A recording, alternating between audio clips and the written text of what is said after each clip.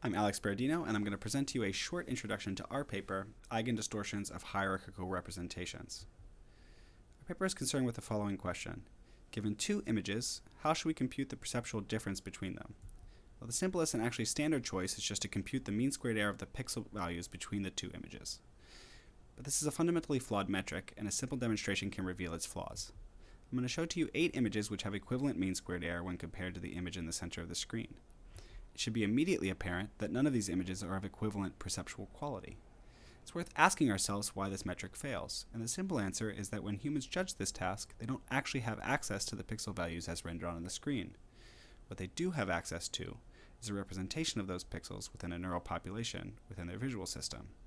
So a good way that we might go about trying to improve upon this metric is to try to find some function f that implements the transformations of the human visual system, to map our images through that function, and to compare the representations of those images.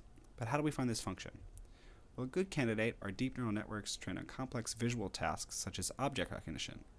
This is inspired by recent work that has shown that representations within deep layers of these networks are capable of predicting neural responses to natural images in deep areas of the primate and human visual systems.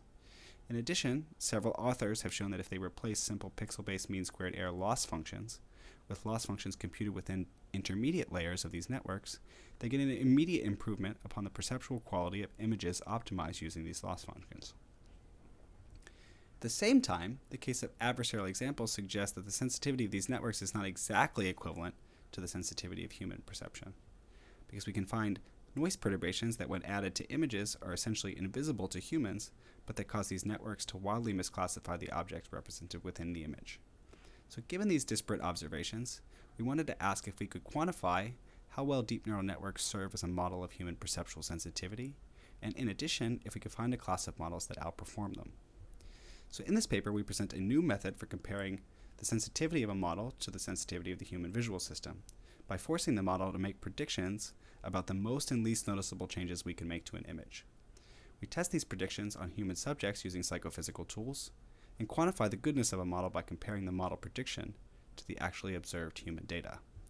We evaluate a commonly used deep neural network called VGG16 and show that despite outperforming simple pixel-based mean squared error, VGG16 is significantly limited as a human perceptual metric.